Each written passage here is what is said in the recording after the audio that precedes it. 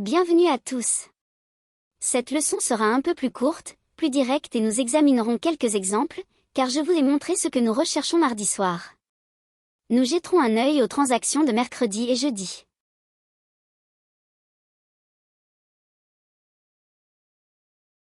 Tout d'abord, examinons le contrat de livraison du mois de mars pour les mini-SP de 2022. Le mercredi 26 janvier, prenez un moment pour regarder ce creux ici. Assurez-vous de ne pas utiliser uniquement mes graphiques, utilisez les vôtres à partir de votre plateforme de courtage ou de votre fournisseur de données. Ceci est TradingView, un outil de cartographie gratuit, mais si vous voulez des données en temps réel, je paie environ 4 $ par mois. Ce n'est pas vraiment cher, mais vous voulez avoir ce creux ici, le mercredi 26.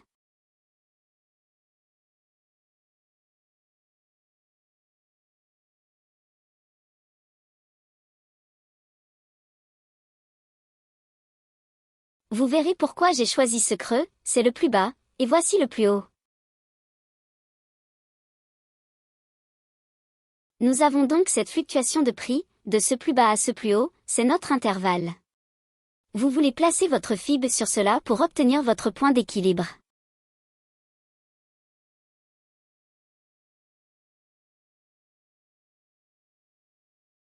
Alors que les sommets augmentent, le marché est poussé vers une prime, c'est vraiment cher, puis nous attendons de voir s'il descend en dessous de l'ancien plus haut. Il le fait, mais crée-t-il un écart de valeur juste ici? Non. Ensuite, il monte encore une fois, puis redescend à nouveau. À l'intérieur, il y a une rupture dans la structure du marché, nous le voyons ici, puis il remonte dans l'écart de valeur juste ici et ensuite il baisse.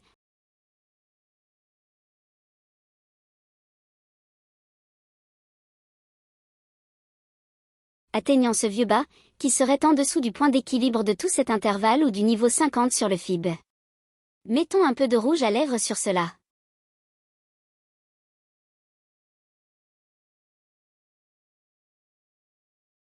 Encore une fois, voici le bas et le haut, l'équilibre, qui est un niveau 50 sur le Fibonacci. Nous cherchons donc un bas ou un déséquilibre en dessous de ce niveau. Nous avons donc un bas ici, un déséquilibre ici qui pourrait être une cible. Remarquez comment nous l'avons touché ici et nous en sommes sortis. Encore plus prononcé, un bas ici et il descend jusqu'à cela. À l'intérieur de cette zone bleue ombrée, nous allons examiner de plus près les détails. Nous sommes zoomés un peu, toujours sur un graphique de 2 minutes. Ancien plus haut, haut à court terme et à 8h30 le matin, cela commence pratiquement la chasse. C'est pourquoi 8h30 le matin est important pour moi. Nous cherchons un ancien plus haut à être violet, il se vend ici, puis il se brise. Il y a un bas du balancier. Maintenant, cette bougie ici met en place le scénario. Vous avez une opportunité, le prix remonte-t-il dans l'écart de valeur après que cette bougie est cassée en dessous d'ici, vous donnant un changement de structure de marché baissier? Oui, il monte dans le net RB, vous pouvez donc vendre à découvert ici, et encore une fois, vous pourriez viser ce vieux bas ici ou ce bas qui a été annoté avant que nous zoomions pour examiner cette belle livraison.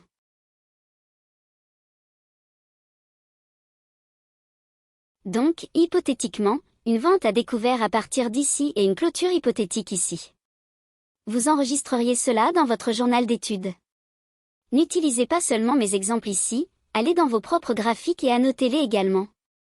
Donc, à la vente à découvert vers, disons, 4419 et à la clôture, disons, 43,82 juste pour être, vous savez, pas parfait. C'est l'opportunité de l'intervalle, mais vous n'avez pas besoin de tout cela et c'est toujours une très belle livraison basée sur la logique que je vous ai enseignée mardi et lors de la première leçon de la semaine précédente, vendredi. Encore une fois, voici cet écart de valeur que vous obtenez, et voici votre bougie qui serait considérée comme une entrée idéale, et le bas du support comme cible juste là.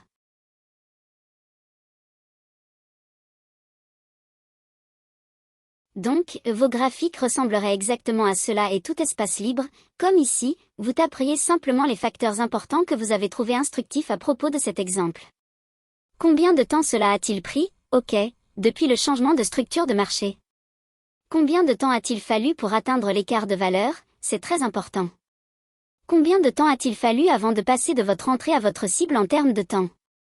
Combien de chaleur ou de réduction auriez-vous supporté en vendant à découvert?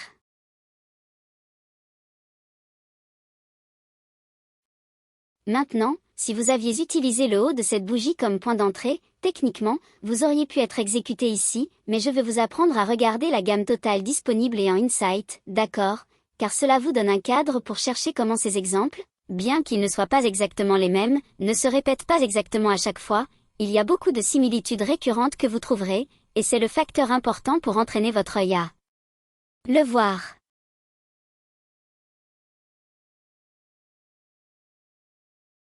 Rappelez-vous de l'analogie que je vous ai donnée mardi soir à propos de la piste de cerf et d'être un chasseur. Vous devez savoir à quoi ressemble une piste de cerf pour la traquer efficacement. Eh bien, ceci est votre motif et configuration, vous devez donc aller le chercher pour renforcer l'idée que vous savez à quoi cela ressemble.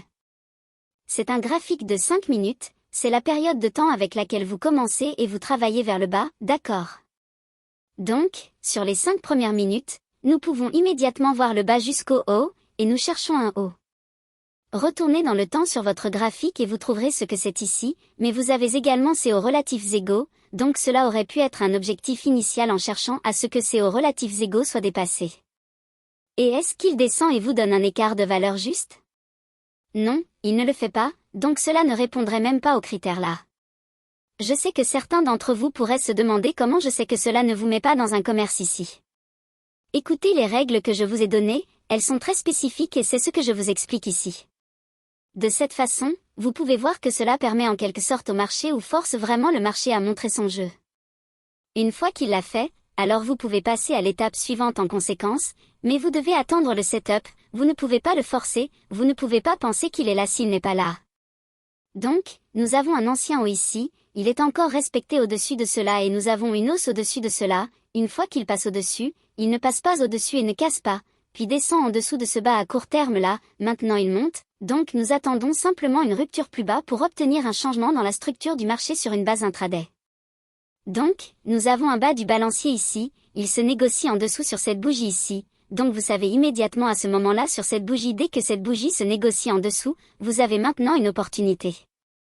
Ensuite, vous revenez en arrière vers le haut de cette bougie lentement et vous voyez un écart de valeur juste là, d'accord, ce marché remonte, se négocie dedans ici, vous pourriez être un vendeur à découvert là, et le marché redescend une fois de plus, se renégocie dedans et descend en dessous du point d'équilibre des prix.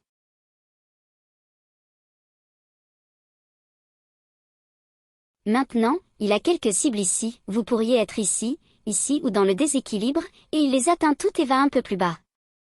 Alors voilà, c'était rapide et espérons-le sans douleur, et encore une fois, nous examinons la liquidité de la gamme interne et les changements de structure de marché intraday. Mon conseil est pour vous de revenir sur plus de données, profitez du week-end qui arrive et acquérez plus de ces exemples afin que nous puissions les inclure dans votre journal d'études.